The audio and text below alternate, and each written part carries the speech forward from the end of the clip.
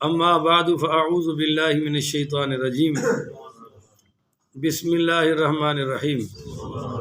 معزز محترم محتشم سامعین حضرات، 21 دسمبر بروز منگل 2021 بعد نماز عشاء کا یہ درس قرآن انشاءاللہ سورہ اعراف آیا نمبر 163 تا 166 تک جاری رہے گا۔ آپ دعا فرمائیے کہ رب کریم مجھے شرح صدر کے ساتھ حق سچ بیان کرنے کی توفیق عطا فرمائے، ہم سب کو مل کر عمل والی باتوں پر عمل پیرا ہونے کی توفیق عطا فرمائے۔ وَاسْأَلْهُمْ عَنِ الْقَرْيَةِ الَّتِي، اور آپ پوچھے ان سے حال اس بستی کا، کانت حاضرتن، جو آباد تھی، حاضرت البحری، سمندر کے ساحل پر، بولیے سمندر کے اس ساحل کو خلیج عقبہ کہتے ہیں، اور یہ بہت بڑی پٹی ہے۔ آج بھی جدہ کی جو بندرگاہ ہے وہ اسی پر ہے، آگے پھر ایک ینبوع بندرگاہ ہے وہ بھی اسی پر ہے، اور اس سے آگے چلے جائیے تو اردن کی جو بندرگاہ ہے وہ بھی اسی خلیج عقبہ پر واقع ہے، اور آگے پھر اسرائیل کا سرحد شروع ہو جاتی ہے، تو اسرائیل کی جو بندرگاہ ہے ایلات جس کو کہتے ہیں وہ بھی اسی خلیج عقبہ کی سرحد پر ہے۔ تو اسی ایلات کو جو آج کل جس کو ایلات کہتے ہیں، اس کو اس وقت بستی ایلا کہا جاتا تھا، اسی کا قصہ ہے۔ یا تو پھر اس سے مراد وہی ہیں مچھلی والے، اور وہی زیادہ تر کہتے ہیں، آگے دوسروں کا بھی ذکر آ رہا ہے۔ اللہ کہتے ہیں کہ ان سے پوچھو نا، یہ جو اے میرے محبوب آپ کے سامنے یہودی ہیں، آئیں بائیں شائیں کر رہے ہیں، ٹی کر رہے ہیں، ان سے پوچھے ان بستی والوں کا حال۔ اذ یعدون فی السبت، جب کہ وہ حد سے بڑھنے لگے ہفتے والے دن اللہ نے مچھلی کا شکار حرام کر دیا۔ تو اذ تأتیہم حیتانہم یوم سبتہم شرعا، تو وہ جب ہفتے کا دن آتا نا تو شرعا، وہ ساری مچھلیاں ظاہر ہو جاتی، بڑی بڑی موٹی موٹی اوپر آتی، اب ان کے منہ میں رال ٹپکتی تھی۔ پہلے آیت پوری سن لیں۔ وَيَوْمَ لَا يَسْبِتُونَ، اور وہ جو لا تَأْتِيهِمْ، آگے پیچھے ہفتے کے دن، وہ ہفتے کے علاوہ وہ ظاہر ہے، وہ تو عموماً تو اندر ہی رہتی تھی، پر ہفتے والے دن ساری باہر آ جاتی تھی۔ تو كَذَلِكَ، فرمایا اسی طرح، نبلوہم بما کانوا یفسقون، ہم نے آزمائش میں ڈالا ان کی نافرمانیوں کے سبب، ان کی۔ اب قرآن یہ کہہ رہا ہے کہ وَإِذْ قَالَتْ أُمَّةٌ مِّنْهُمْ لِمَ تَعِظُونَ قَوْمًا، اور جب کہا ایک گروہ نے ان میں سے کہ کیوں تم نصیحت کرتے ہو اس قوم کو، اللہ مہلککم، اللہ مہلکہم، جنہیں اللہ ہلاک کرنے والا ہے، او معذبہم عذابا شدیدا، یا پھر اللہ تعالیٰ انہیں شدید عذاب دینے والا ہے، تم ان کو تبلیغ کیوں کرتے ہو؟ 3 گروہ ہو گئے نا، میں نے کل بتا دیا تھا، ایک کھانے والا، اور وہ کھاتے کیسے تھے؟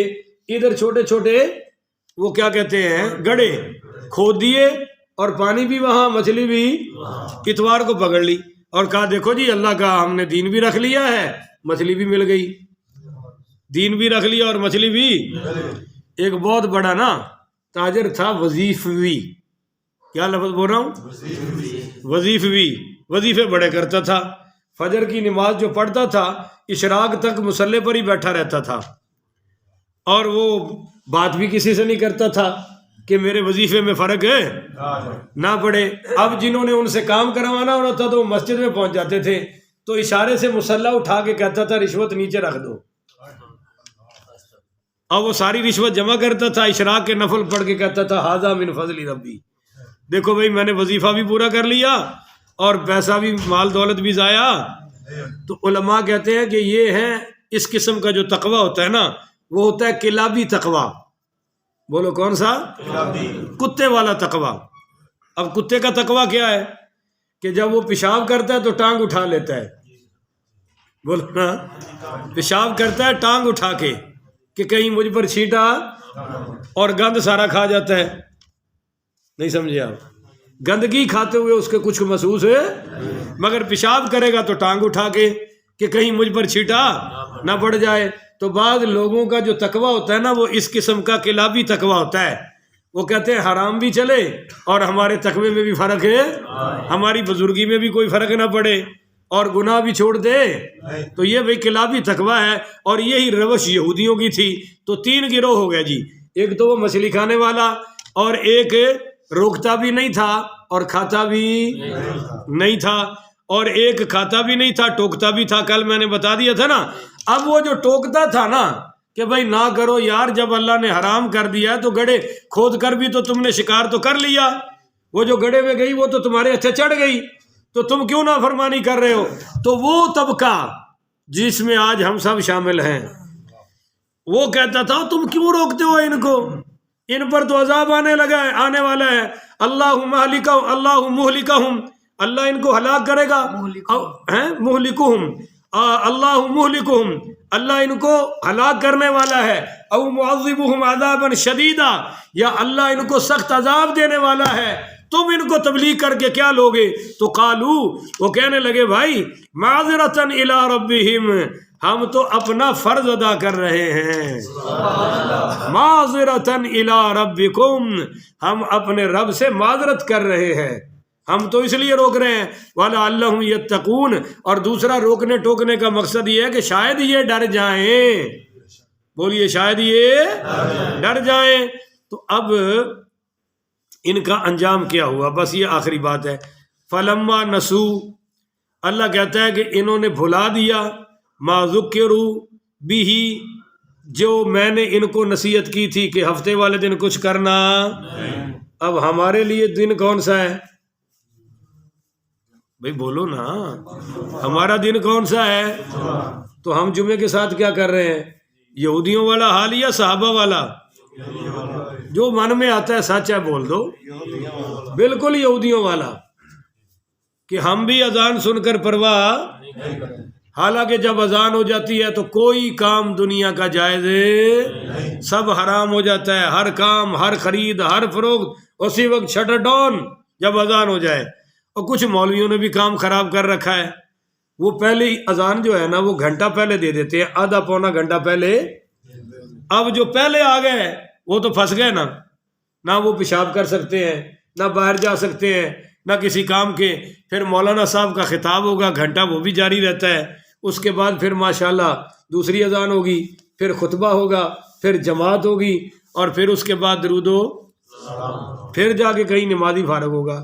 تو نمازی بھی بڑے ذہین نکلے، انہوں نے کیا کیا، جب وہ دوسری اذان سنتے ہیں تو آرام سے آ کے پھر وہ گھڑیاں شڑیاں بھی اچھی دیکھتے ہیں، اور بعد میں کہتے ہیں وہ جی مولوی صاحب لکھے ٹائم تو اگے ہو گیا ہے، یعنی انہوں نے جمعے دے ٹائم نو پھانسی ٹائم بنایا ہوا ہے کہ خبردار 1 منٹ اوپر نیچے نہیں ہو سکتا۔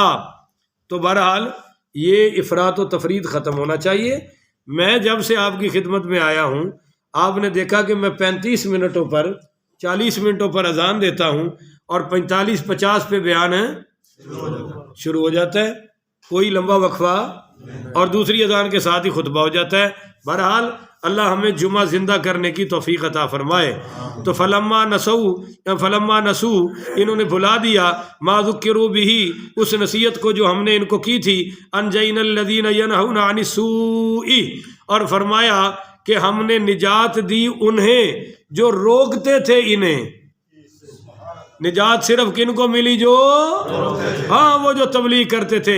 وَأَخَذْنَا الَّذِينَ ظَلَمُوا بِعَذَابٍ بَئِيسٍ بِمَا كَانُوا يَفْسُقُونَ، اور فرمایا پکڑ لیا ہم نے ان کو جنہوں نے ظلم کیا برے عذاب سے۔ وجہ کیا تھی؟ بِمَا كَانُوا يَفْسُقُونَ، کہ وہ میری نافرمانی کر رہے تھے۔ جب بھی کسی قوم پر عذاب آیا ہے نافرمانیوں کی وجہ سے، بولو کس وجہ سے؟ ایسا نہیں ہوا کہ پانی ختم ہو گیا چلو جی قوم تباہ کر دو، روٹی ختم ہوگی چلو جی قوم تباہ کر دو۔ ہم پر بھی جتنی مصیبتیں آ رہی ہیں وہ ہمارے گناہوں کے سبب آ رہی ہیں۔ تو فلما اتوا عما نہوا عنہ، سن لو جی، پھر جب انہوں نے سرکشی کی، وہ کام کیا، عما نہوا عنہ، جس سے ان کو منع کیا گیا تھا، بولو جس سے ان کو عذاب کون سا آیا؟ قلنا لہم، ہم نے ان کو فرمایا کونوا قردۃ خاسئین، بندر اور خنزیر بن جاؤ۔ بولو جی بندر اور خنزیر بن جاؤ۔ ان کے جو جوان تھے وہ سارے بندر بن گئے، اور وہ جو مچھلی کھانے والے بڈھے کھوسڑ تھے وہ سارے خنزیر بن گئے، اور 3 دن تک زندہ رہے۔ بولو جی کتنے؟ وہ ایک دوسرے کو دیکھتے تھے اور روتے تھے، ان کو پتا تھا کہ ہمیں کس وجہ سے بندر اور خنزیر بنایا گیا ہے۔ تو وہ جناب پھر 3 دن کے بعد سارے مر گئے۔ بولو سارے۔ اب کوئی بھی انسان خنزیر میں منتقل ہے اور کوئی انسان بندر میں منتقل ہے۔ اب یہ بندروں کی ایک علیحدہ نسل ہے اور خنزیروں کی علیحدہ نسل ہے۔ قرب قیامت یہ عذاب حضور کی امت پر بھی آئے گا۔ جی ہاں، قرب قیامت نوجوانوں کو بندر بنایا جائے گا، حضور نے فرمایا نا، اور بوڑھوں کو پتہ چلا کہ بوڑھے بھی آج کل بڑے خراب ہیں نا، کام ٹھیک نہیں کر رہے ہیں، مسجد میں آتے بولو یا آنکھوں بھی مولوی صاحب غلط گال کر رہے ہو، سارے بابے نمازی نے جو ہیں ان پر تو اللہ کے رسول کا بھی کرم ہے اور اللہ کا بھی، پر جو نہیں آتے ان سے تو بات کرنی چاہیے نا کہ یہ بوڑھے آتے الٹا تاش واش بھی کھیل لیتے ہیں، لوڈو شوڈو بھی کھیلتے ہیں، ڈرامے بھی ماشاءاللہ خوب دیکھتے ہیں، فلمیں بھی دیکھ لیتے ہیں۔ تو حضور نے فرمایا قرب قیامت میری امت کے بعد نوجوانوں کو بندر بنایا جائے گا، بعد بوڑھوں کو خنزیر بنایا جائے گا۔ تو صحابہ کہنے لگے یا رسول اللہ کیا وہ کلمہ نہیں پڑھتے ہوں گے؟ کیا کلمہ نہیں پڑھتے ہوں گے؟ آپ نے فرمایا تم کلمے کی بات کرتے ہو، وَهُمْ يُصَلُّونَ، وہ تو نمازیں بھی پڑھتے ہوں گے، وَهُمْ يَصُومُونَ، روزے بھی رکھتے ہوں گے، وَهُمْ يَحُجُّونَ، اور حجے بھی۔ تو یا رسول اللہ پھر عذاب کیوں آئے گا؟ فرمایا اس لیے کہ وہ گانے سننے کے عادی ہو جائیں گے، گانے سننے کے۔ دیکھ لو بھائی، گھر گھر میں چل رہے ہیں، ہر موبائل میں گانا ہے، ہر جگہ گانا ہی گانا ہے، کوئی ٹی وی آن کر کے دیکھ لو گانا ہی چلے گا۔ ہماری حکومتی سطح پہ کوئی بڑا ایونٹ ہوتا ہے اس میں بھی گانے ہی چلتے ہیں، تو گانوں کی یہ نقد سزا ہوگی۔ اس سے اللہ تعالی ہمیں محفوظ فرمائے۔ آخر ودعوانا ان الحمدللہ رب العالمین۔